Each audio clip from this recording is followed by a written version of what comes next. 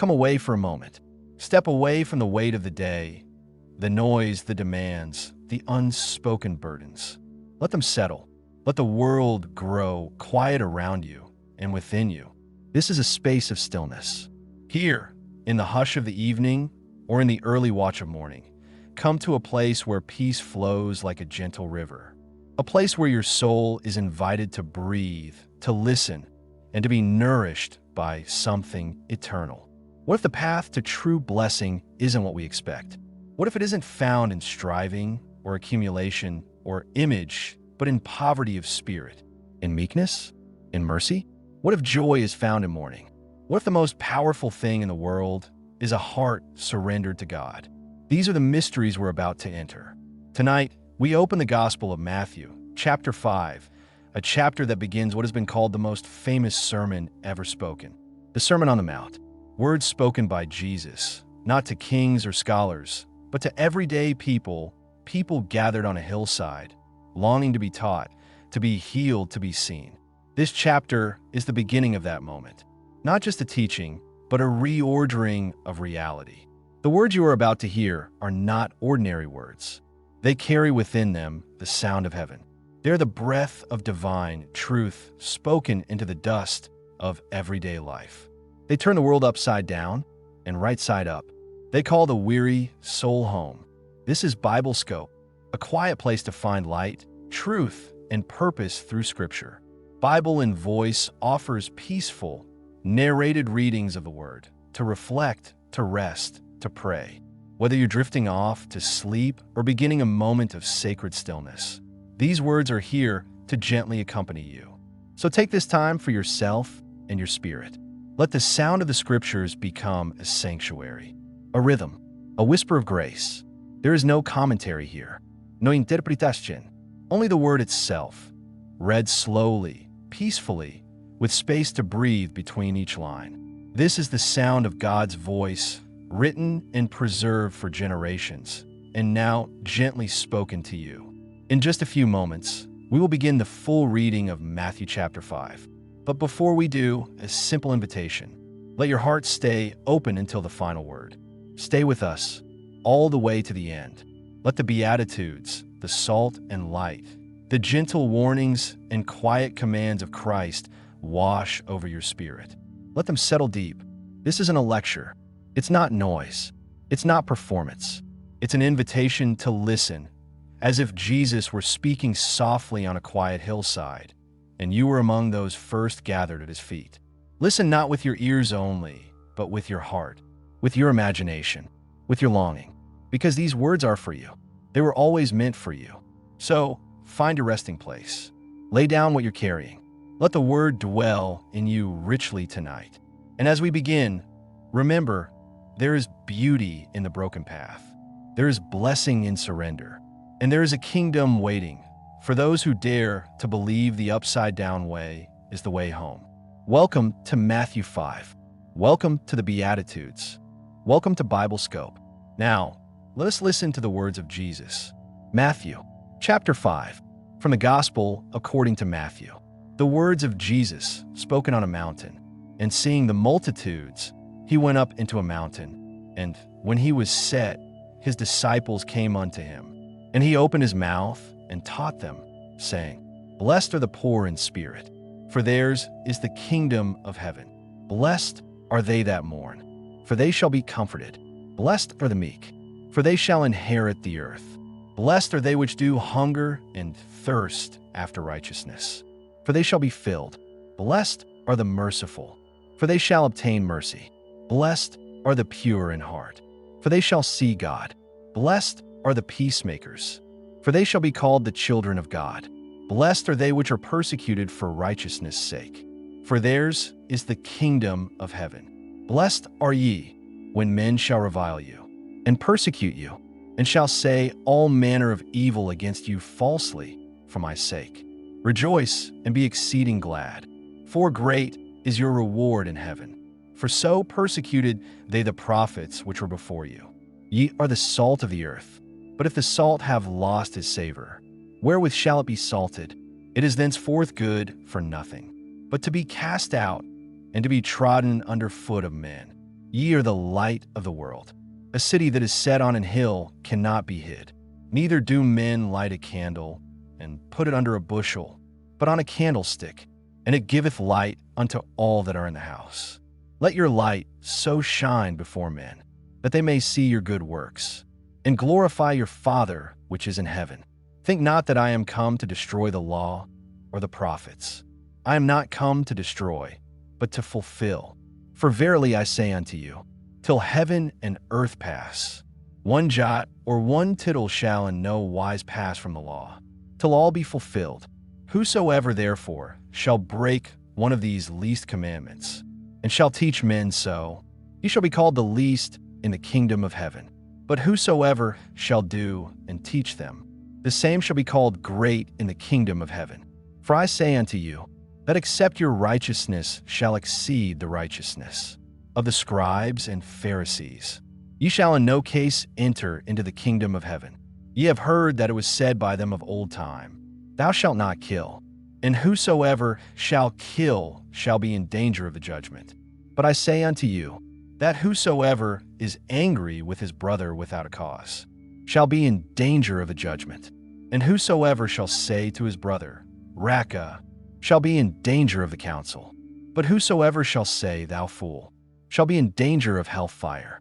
Therefore, if thou bring thy gift to the altar, and there rememberest that thy brother hath aught against thee, leave there thy gift before the altar, and go thy way.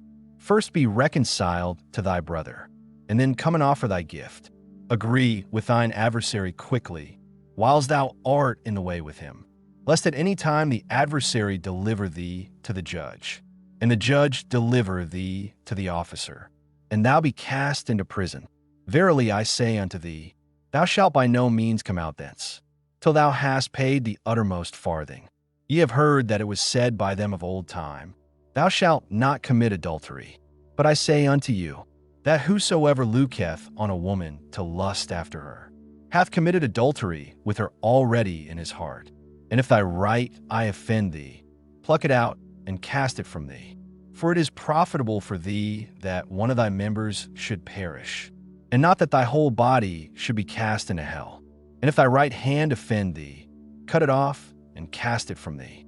For it is profitable for thee that one of thy members should perish, and not that thy whole body should be cast into hell. It hath been said, Whosoever shall put away his wife, let him give her a writing of divorcement. But I say unto you, that whosoever shall put away his wife, saving for the cause of fornication, causeth her to commit adultery. And whosoever shall marry her that is divorced, committeth adultery. Again, ye have heard that it hath been said by them of old time, Thou shalt not forswear thyself, but shalt perform unto the Lord thine oaths. But I say unto you, swear not at all, neither by heaven, for it is God's throne, nor by the earth, for it is his footstool, neither by Jerusalem, for it is the city of the great king. Neither shalt thou swear by thy head, because thou canst not make one hair white or black. But let your communication be, Yea, nay, nay. For whatsoever is more than these cometh of evil. Ye have heard that it hath been said, An eye for an eye, and a tooth for a tooth.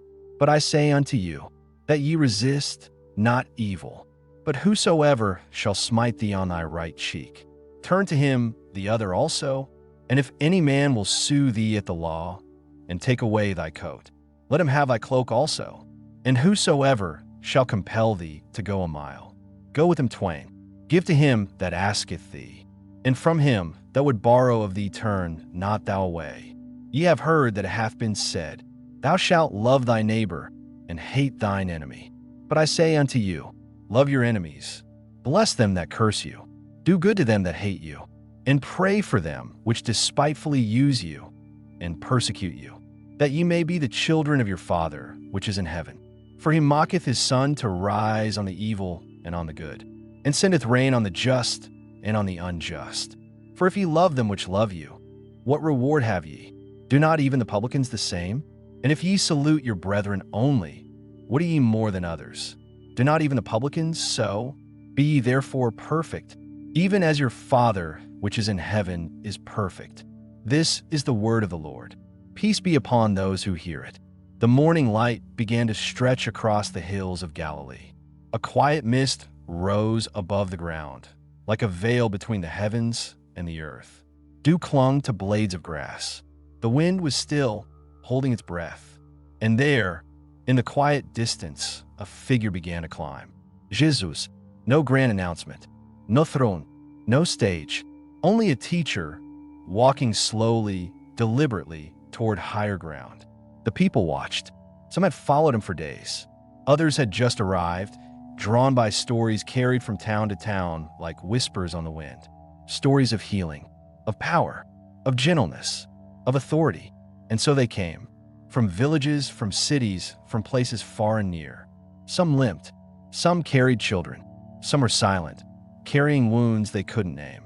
But all of them followed, not with certainty, but with hope. There is something sacred about mountains. In Scripture, mountains are places of encounter. Moses met God on Mount Sinai and received the law. Elijah heard the still, small voice of the Lord on Mount Horeb. Mountains rise above the ordinary. They separate us from the noise of the valley. They invite reflection. They symbolize vision, nearness to heaven, and the presence of God. And now, on this morning, a new teacher climbs a mountain, not to escape the crowd, but to draw them near to something deeper. He does not call down fire. He does not shake the earth. Instead, he sits. He sits. This detail, so small, holds ancient weight. To sit was the posture of a rabbi, a teacher who carried not just knowledge, but authority. In Jewish tradition, when a teacher sat, it signaled the beginning of sacred instruction. It was the posture of solemn teaching, of wisdom shared not in haste, but in stillness. Jesus, sitting upon the mountain, signals something greater than just comfort. It is the quiet throne of the one who speaks with divine clarity. He doesn't raise his voice. He doesn't issue decrees. He opens his mouth and reveals a kingdom. Picture the moment.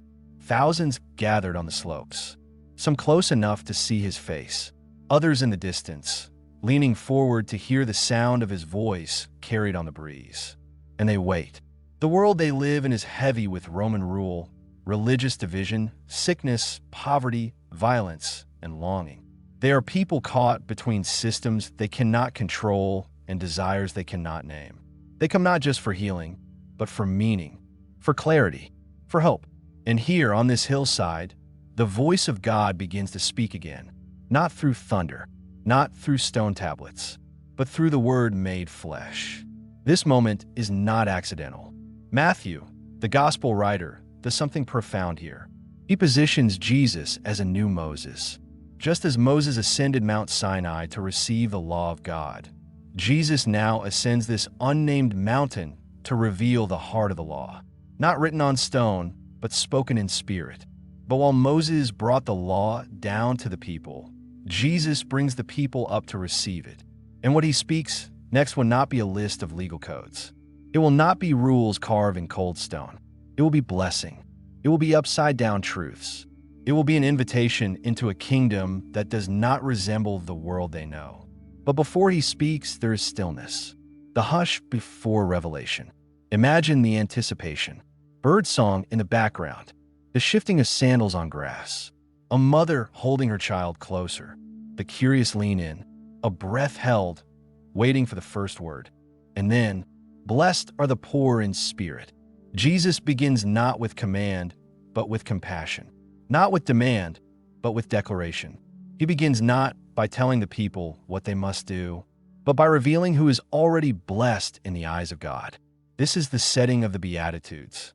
Not a lecture hall, not a temple, not a courtroom, but a mountain, a place above the noise, a place close to heaven, a place where the eternal meets the earthly. But why does Jesus choose to speak this way? Why not begin with power, with judgment, with prophecy? Because what Jesus brings is not a new version of the old system. It is a complete reversal. The crowd has heard countless teachers before: Pharisees, scribes, religious elites, voices that spoke from places of human authority. But now, before them, is one who teaches as one with divine authority. Later in this gospel, Matthew will say, "The people were astonished at his teaching, for he taught them as one having authority and not as the scribes. This authority is not loud. It is not showy. It is not earthly dominance. It is the quiet weight of truth, the kind of authority that stills the soul, that silences pretension, that speaks directly to the heart and pierces it with light. When Jesus sits down on a mountain, it is as if heaven is seated in human form. The Creator sits among the created. The King lowers himself to speak plainly, gently, lovingly to those the world has forgotten. He does not wait for perfect students. He does not scan the crowd for qualifications. He opens his mouth and the blessing flows. And the people, they are listening. But more than listening, they are receiving. Receiving a kingdom that is not won by strength, but opened by surrender. A kingdom not marked by thrones or armies, but by meekness and mercy. A kingdom not reserved for the elite, but for the broken, the hungry, the pure, and the peacemakers. And it all begins here, on a mountain, with a teacher who sits and speaks with the calm authority of heaven. This is the setting of the Sermon on the Mount. This is the beginning of Matthew chapter 5. It is not just a historical moment. It is a divine invitation. Jesus is not only speaking to that crowd on that distant hill. He is speaking to you even now as you listen. He is inviting you to come away from the noise, to climb the mountain with him, and to sit at his feet. Not to perform, not to impress, but to be still and to be taught. So as we prepare to move deeper into his words, pause for just a moment. Imagine yourself there, on the hillside beneath the wide sky, surrounded by seekers and saints, strangers and friends. You're not too far. You're not too late. You're not too broken to hear. Jesus sees you. He welcomes you. And he speaks this truth not just into history, but into your heart. Now, let us listen again as he begins to speak blessing. He opened his mouth, and from the quiet of that mountainside, heaven's whisper reached earth. Blessed are the poor in spirit, for theirs is the kingdom of heaven. Blessed, not successful, not rich, not powerful, not admired. Blessed. This word is not a compliment or a wish. It is a divine declaration. Jesus begins with this one word again and again, as if he's ringing a bell that calls the soul awake. Blessed, blessed, blessed. It is not the blessing of man. It is not comfort or ease or prosperity. It is a deeper state of being, rooted not in circumstance, but in connection with God. A quiet joy, a deep favor, a soul aligned with eternity. And now, one by one, Jesus reveals who is truly blessed in the eyes of God. And it is not who the world expects. Blessed are the poor in spirit, for theirs is the kingdom of heaven. To be poor in spirit is not to be defeated, but to be emptied. It is the quiet confession, I need God. I cannot do this alone. It is the opposite of pride, the undoing of self-sufficiency. In a world that celebrates self-made strength, this is the great reversal. Jesus declares that the ones most open to God are the ones most aware of their need for him. What if true strength begins with surrender? What if the way up begins by kneeling low? To be poor in spirit is not to be without worth, but to recognize that all worth flows from the one who made us. To such as these, the kingdom of heaven belongs. Not will belong, not may belong, but already does. Blessed are those who mourn, for they shall be comforted. The world does not celebrate mourning. We rush to avoid it. We distract ourselves. We medicate our pain. But here, Jesus blesses the brokenhearted, not because sorrow is good, but because sorrow is seen. In the kingdom of heaven, grief is not a weakness to be hidden. It is a doorway through which God enters with comfort. Those who mourn, whether the loss of a loved one, the weight of sin, or the pain of a broken world, are not forgotten. They are comforted, not with platitudes, but with presence. What if your tears are not wasted? What if every sorrow you carry is noticed by heaven? Blessed are the meek, for they shall inherit the earth. The meek, not the loud, not the dominant, not the ones who take what they want. The meek are those who walk softly, who choose restraint, who trust that God defends them. They do not clamor for attention or demand their rights. They live with open hands. In a world driven by ambition and conquest, Jesus points to the quiet ones, the gentle ones, the ones who choose love over power. And he says, they will inherit everything, not just a piece of land, not just the approval of others, but the fullness of what God has prepared. What if the world's applause fades, but heaven remembers the quiet soul who trusted God anyway? Blessed are those who hunger and thirst for righteousness, for they shall be filled. Hunger, thirst, these are not casual desires. They are deep cravings, aching, urgent, unignorable. Jesus does not bless those who have righteousness, but those who long for it, who wait for things to be made right, who hunger for justice, who thirst for purity, who long to see God's will done, not only in the world but in their own hearts. The promise? They shall be filled, not with the empty satisfaction of the world, but with the living water of God's presence. What do you hunger for in the quiet spaces of your life? What does your soul thirst for when no one else is watching? If it is righteousness, if it is God, then you are already blessed. Blessed are the merciful, for they shall obtain mercy. Mercy is not weakness. It is strength that chooses gentleness. To be merciful is to forgive when wronged, to help when it's undeserved, to look at another's pain and act, not because they earned it, but because love compels it. In a world of judgment, mercy is revolutionary, and those who give it will receive it. From people, yes, but even more from God. Have you been wronged? Could mercy be the healing the world is waiting for through you? Blessed are the merciful, for the world needs their kindness, and God remembers their compassion. Blessed are the pure in heart, for they shall see God. Purity of heart is not outward perfection. It is inner clarity. It is a heart undivided, a soul that seeks God, not to impress, but to know. The pure in heart are not those who have never failed, but those who are honest about their failures and who seek God above all else. And the promise? They will see God, not just one day in eternity, but even now, in glimpses of beauty, in quiet moments, in the presence that comes when the heart is still. What clouds your vision of God today? What would it look like to return to simplicity, to single-hearted devotion? Blessed are the pure, for they see what the world cannot. Blessed are the peacemakers, for they shall be called children of God. Not just peace lovers, peacemakers, those who build bridges, who step into conflict with calm, who choose reconciliation over retaliation. They are not naive. They are brave, because peace is not passive. It is an act of courage.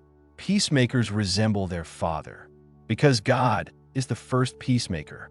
And so, those who live this way are called His children. Where is there conflict around you? What would it mean to be a peacemaker in your home, your community, your soul? You are blessed when you choose peace. Blessed are those who are persecuted for righteousness' sake, for theirs is the kingdom of heaven. This is the hardest blessing. It speaks not of comfort, but of suffering, not of reward, but of rejection. And yet, it is holy, because it means your life has become so aligned with God's truth that the world takes notice and sometimes resists it. To be persecuted for righteousness' sake is to bear pain for the sake of love, for justice, for holiness. Jesus does not say if, but when. And when that moment comes, you are not alone. You are not abandoned. The kingdom of heaven belongs to you. What does it cost you to live in truth? What wounds has love left on your life? Jesus sees them and calls you blessed. Blessed are you. He continues. He speaks not only generally now, but personally. Blessed are you when men shall revile you and persecute you and say all manner of evil against you falsely for my sake. Rejoice and be exceeding glad. This is the final paradox. Joy in rejection, gladness in opposition, because such trials place you in the company of the prophets, in the company of saints, in the very footsteps of Christ. This is the way of the Beatitudes. They are not moral slogans. They are not motivational phrases. They are spiritual realities, quiet truths that overturn the world's expectations. The poor in spirit, the mourning, the meek, the hungry for righteousness, the merciful, the pure in heart, the peacemakers, the persecuted. These are the truly blessed. They do not always look victorious.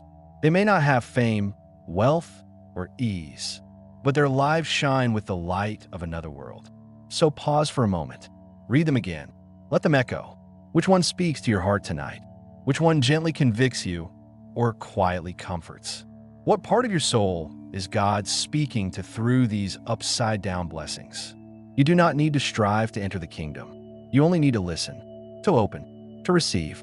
In the next part of the sermon, Jesus will tell us who we are in light of this blessing. Salt, light, a city on a hill. But before we continue, let these words rest in your heart. The Beatitudes are not a list to achieve. They are a mirror, a map, a melody from another world, calling you home. As the gentle breeze whispers through the olive branches on that mountainside, Jesus continues to speak, not only of who is blessed, but of who you are. Not just blessed, but chosen. Not just comforted, but called. He says, "You are the salt of the earth. You are the light of the world." These words carry weight, ancient, deep, and alive. Salt and light, two simple elements, yet rich with meaning. Salt, humble and everyday, was treasured in the ancient world. It preserved food, prevented decay, and enhanced flavor. Without it, sustenance would spoil. Salt was valuable, sometimes even used as currency. Light, natural and necessary, pushes back darkness. It reveals the path, exposes danger, and reveals the beauty of creation. And here, Jesus calls you salt and light. Imagine the scene again. You are there, seated on the grassy hillside, looking out over the crowd. Jesus looks directly at you as he speaks. You are salt, not an abstract idea, but a personal calling. Salt of the earth. What does it mean to be salt? It means you have a role in preserving goodness in a world that is fragile and often corrupt. You're called to hold back decay, not just around you, but within your own soul. Salt stings wounds. It cleanses and purifies. Salt flavors. It adds zest, brightness, and depth. Salt is small but mighty, though unseen in great measure. Without it, life loses its taste. In a world that is noisy and chaotic, salt is quiet influence. You don't have to shout to be powerful. You don't have to fight to make a difference. You bring preservation, steadfastness, integrity, kindness that holds the fabric of goodness together. Salt can seem invisible, but its absence is obvious. Have you ever noticed how a meal without salt feels flat? Just as salt brings flavor to food, your presence can bring grace and healing to those around you. Your words, your actions, your very character can preserve hope and goodness. Salt is the quiet strength that blesses the world. Then Jesus says, "You are the light of the world." Light is more visible than salt. It draws attention, shines in darkness, and points the way. Light breaks the night's hold and reveals what was hidden. You carry within you a luminous life. Not a blinding glare, but a steady, warm glow. A light that does not seek applause, but guides footsteps. Imagine a town built on a hill. The light there cannot be hidden. It spills over streets, down alleys, into homes. It offers safety, direction, and comfort. In the same way, your life, your faith, your love can shine in places shadowed by doubt, fear, and pain. Light is also a symbol of truth. Jesus himself declared, "I am the light of the world." And now, in these words, he invites you to reflect that light. You're called not just to hold light, but to share it, to live visibly for goodness, justice, mercy, and peace. How can you be salt and light in your daily life? It begins with small acts. A kind word spoken when no one is watching. A gentle patience when frustration rises. A moment of prayer in the quiet before sleep. Salt and light are not grand gestures, but daily rhythms. They are woven into the fabric of everyday living. Consider your evenings, the time when the world grows quiet and your soul listens. How does your faith shine in those moments? Do you bring peace to your own heart before you rest? Do you season your thoughts with gratitude and hope? Do you let the light of God's promises illuminate the darkness of worry? Salt and light also carry risk. Salt that loses its saltiness is useless. It cannot fulfill its purpose. Light hidden under a basket is wasted. It does not fulfill its calling.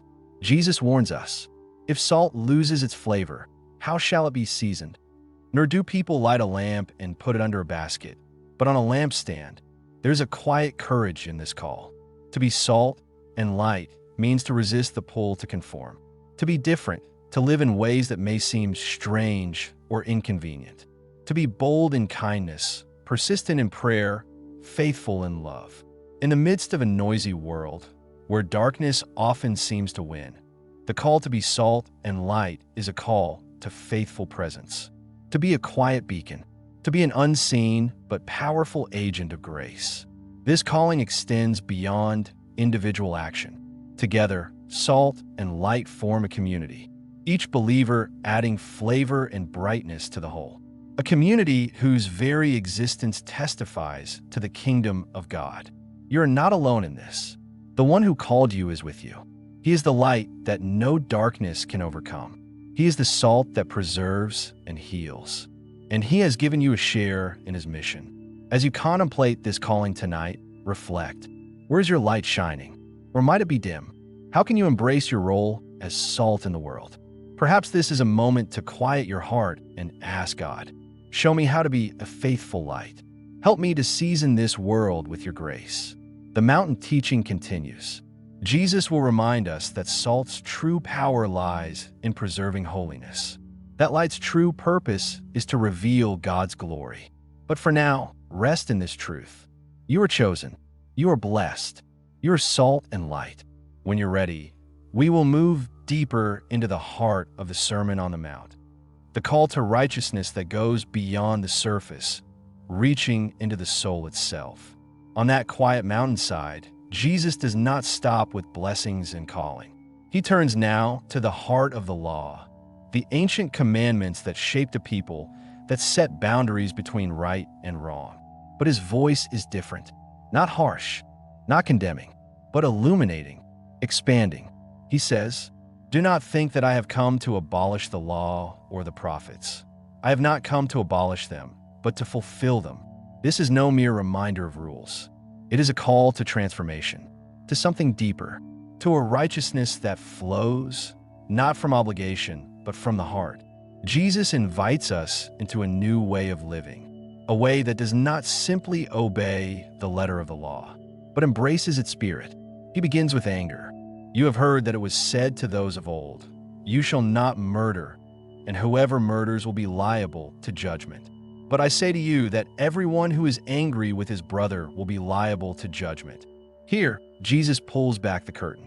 Not just the act of violence, but the anger behind it matters. The heart's quiet fury, the grudges held in silence, the bitterness that poisons relationships. All these are seen by God. All these need healing. Have you ever felt the sting of anger lingering inside you? A flame that flickers in the quiet moments? Jesus calls us to look deeper, to ask, what do I carry in my heart? Is there bitterness I need to release? Is there peace I need to seek? Then he turns to reconciliation. If you bring your gift to the altar and there remember that your brother has something against you, leave your gift there before the altar and go. First be reconciled to your brother, and then come and offer your gift. This is a sacred call. Before worship, before offering, before prayer. Reconcile. Let go of offense. Seek peace. The heart transformed is a heart at peace with others. Not just outward peace, but inward peace. Jesus moves on to the topic of oaths. In a world where promises can be cheap, where words can be broken, he reminds us of the sacredness of our speech. Let what you say be simply yes or no. Anything more than this comes from evil. Our words carry power. They shape reality. They build or break trust. Jesus calls for integrity, simple, true, unwavering. Then he speaks of love and forgiveness, even towards enemies. You have heard that it was said, "You shall love your neighbor and hate your enemy." But I say to you, love your enemies and pray for those who persecute you. This is a radical call to heart transformation. To love not just those easy to love, but those hard to love. To pray not only for friends, but for foes. Can you feel the weight of this teaching? To extend grace where it is undeserved? To open your heart wide enough to hold love and pain together? Finally, Jesus addresses purity. Not just purity of actions, but purity of thoughts. You have heard that it was said, "You shall not commit adultery." But I say to you that everyone who looks at a woman with lustful intent has already committed adultery in his heart. The inner life matters. The secret places of the heart. Jesus calls us to holiness, not only in what we do, but in what we think. As you prepare for rest tonight, let these words settle deep. They are not a burden, but an invitation to invite God into your hidden places, to transform anger into peace, bitterness into forgiveness, impurity into purity, confusion into clarity. This new righteousness is not about perfection. It is about transformation, a journey of the heart. In the stillness of night, reflect. What is hidden in your heart? What needs God's healing touch? Jesus fulfills the law by fulfilling our hearts, by inviting us into a life where our deepest thoughts and feelings align with God's love and truth. So rest tonight in this truth. Your heart is a sacred space. God desires to dwell there, to transform it, to make it holy, to fill it with peace. The mountain air is still. The crowd has quieted. The sky above begins to soften. Perhaps the sun is setting over Galilee, or perhaps the wind carries only the voice of the teacher. This is the moment where the teaching peaks, a crescendo not of thunder, but of love, a radical love, a love not rooted in the natural reflexes of man, but in the perfect nature of God. Jesus' voice rises, not in volume, but in truth. He says, "You have heard that it was said, 'You shall love your neighbor and hate your enemy.' But I say to you, love your enemies and pray for those who persecute you, so that you may be children of your Father who is in heaven." Pause. Let those words settle. Love your enemies. Pray for those who hurt you. This is not a poetic suggestion. It is the final invitation of this chapter. The call that takes us beyond our own power. The call that requires God's Spirit within us. It is the call to divine imitation. To love as the Father loves. To bless as the Father blesses. To become like Him, so that you may be children of your Father in heaven. Not merely followers, not merely admirers, but children, bearing the likeness of the one who gave us life. And what is this likeness? Jesus continues, "For He makes His sun rise on the evil and on the good, and sends rain on the just and on the unjust." This is the heart of God, undivided, unbiased, unshaken by human rebellion, untainted by favoritism. God does not ration the sun. He does not filter the rain. He gives generously, even to those who do not acknowledge Him, even to those who curse His name, even to the ones who wander far from His ways. And now Jesus turns to us, His listeners, and asks, "If you love those who love you, what reward do you have? Do not even the tax collectors do the same? And if you greet only your brothers, what more are you doing than others? Do not even the Gentiles do the same?" There's a holy pause in this moment. What is extraordinary about love? If it never crosses enemy lines? Was Christ-like about kindness? If it only stays within the walls of comfort? What makes us children of the Father? If our love never challenges the limits of our own pain? This is where love becomes more than emotion. It becomes a decision, a posture, a spiritual act. Loving an enemy doesn't always mean closeness. It doesn't mean pretending evil didn't happen. It doesn't mean tolerating harm, but it does mean refusing to mirror hate.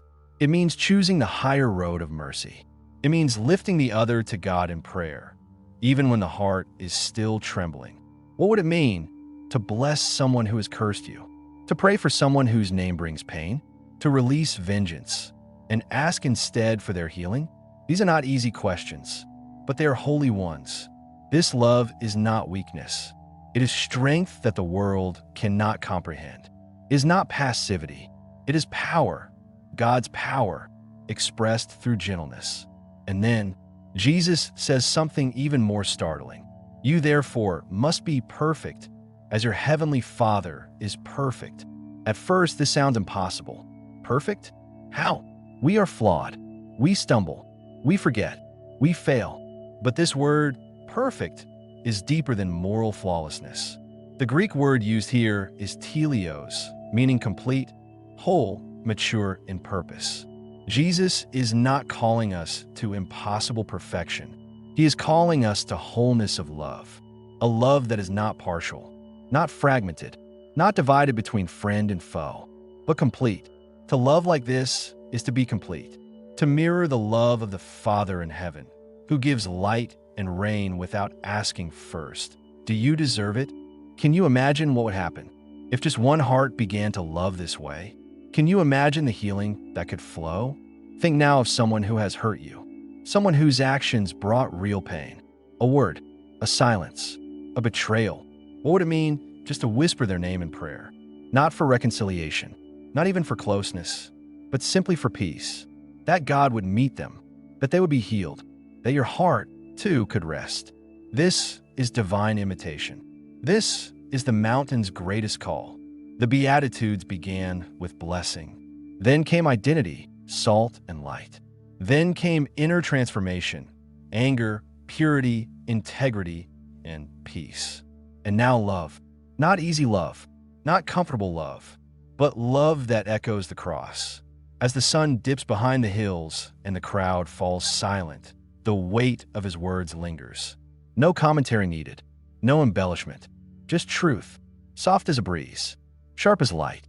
You are invited, not to strive harder, not to earn anything, but to live from a place of love, given freely, even when it is not returned. You are invited to become like the Father, to grow in wholeness, to become light in darkness, to become peace in conflict, to become love in the face of hate. Tonight, as the world quiets and the stars awaken, what enemy comes to mind? What name still stirs unrest? What would it mean to place them before God's throne and say, "Bless them, Lord, heal them, and give my heart peace"? You do not have to feel the love, but you can choose it. You do not have to forget the wound, but you can refuse to let it define your response. Let this be your prayer. Father in heaven, you who cause your sun to rise on the evil and the good, teach me to love as you love. Teach me to bless even when it hurts. Make my heart whole. Make my love complete. In that quiet surrender, you become more like your Father in heaven. You become a vessel of his grace, a reflection of his mercy, a child in whom his love dwells richly. And this is the final mystery. The ones who love their enemies find peace. The ones who pray for the ones who hurt them find freedom. And the ones who look most like Jesus are the ones who quietly choose love in a world of noise and fear. This is the mountain's echo. This is the call. This is the way. As the final words of Matthew 5 settle into the silence of your soul, let your heart rest in the sound of heaven's gentle invitation. Not a call shouted in the marketplace, not a command barked in harshness, but a whisper from a mountain, a voice that echoes not through thunder, but through truth, a voice that speaks not to the proud, but to the poor in spirit, a voice that doesn't stir ambition, but awakens surrender. The words you've heard tonight, the Beatitudes, the calling to be salt and light, the deeper invitation to a righteousness that reaches the heart, the radical love that mirrors the heart of God. These are not ordinary teachings. They are the blueprint of the kingdom of heaven, a kingdom not built by swords or thrones, but by meekness, mercy, and peace. Blessed are the poor in spirit, for theirs is the kingdom of heaven. Did you hear that? Not might be, not someday, but theirs is. The kingdom is for the empty, for the weary, for the ones who know their need. Blessed are those who mourn, for they shall be comforted. Yes, even sorrow is sacred. Even your pain has a place in God's presence. Blessed are the meek, for they shall inherit the earth. Not the forceful, not the loud, not the famous, but the gentle, the ones who walk with quiet strength, the ones who bow before they rise. Blessed are those who hunger and thirst for righteousness, for they shall be filled. Not the self-satisfied, but the seekers, the restless hearts, the souls that ache for justice, for holiness, for a world remade in grace. Blessed are the merciful, for they shall receive mercy. To forgive, to extend grace, even when it's undeserved. That is the rhythm of the kingdom. Blessed are the pure in heart, for they shall see God. The pure-hearted don't just see more clearly, they see Him.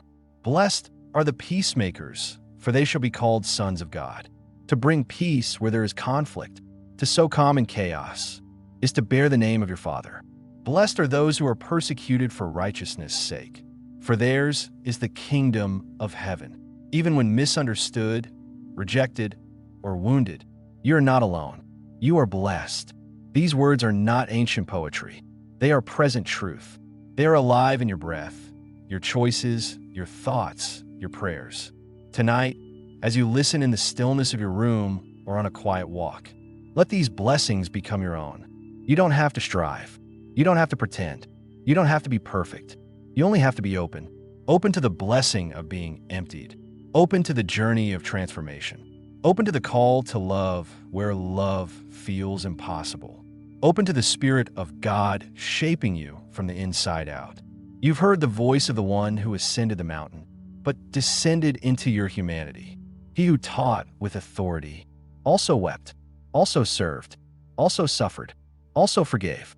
You are called not to greatness as the world defines it. You are called to a gentle strength. You are called to shine, not with spotlight, but with candlelight. You are called to love, not in theory, but in trembling truth. You are called to become a living echo of the Sermon on the Mount. This is your inheritance. This is your calling. This is the way of the kingdom. Close your eyes for a moment. Let each beatitude pass through you once more. Which one whispered your name? Was it the cry for righteousness? The hunger to be filled? Was it the quiet call to be a peacemaker? The longing to see God? Or perhaps the challenge to love? Even your enemy? What part of this sacred teaching settled into your soul? The Sermon on the Mount begins in Matthew 5, but it continues in your life. It continues every time you choose kindness when anger is easier. It continues every time you forgive what the world says is unforgivable. It continues when you shine quietly and serve without applause. When you hunger for what is good and live for what is true. You may not feel like a saint. You may not feel wise. But if you are poor in spirit, if you long for God, if you walk in mercy, you're already blessed.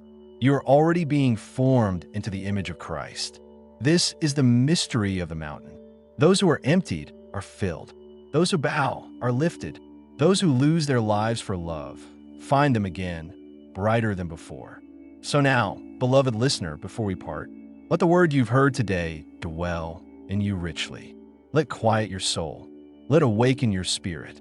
What verse echoed in your heart tonight? What word stayed with you? We would love to hear it. Leave a comment below. Tell us which verse, which blessing, which moment of this sacred reading spoke most deeply to you. Was it the call to be light? Was it the blessing of the merciful? Was it the hard beauty of loving your enemy? Your words may bless someone else. Your reflection may echo through another heart. And if you found peace here, if your soul felt nourished by Scripture, then stay with us. This is Biblescope, a quiet place to find light, find truth, find purpose. Here, we read the Word, not just to learn, but to listen, not just to understand, but to rest, not just to hear, but to be transformed. So take a deep breath. Let God's words settle over your heart like soft rain. You are salt. You are light. You are beloved. Like and subscribe to stay rooted in God's voice, spoken just for you. Scripture has a way of quieting the soul and awakening the spirit. Come back anytime. There's more to hear, more to rest in, more to discover. Good night, and peace be with you. Let the word linger as you sleep. Amen.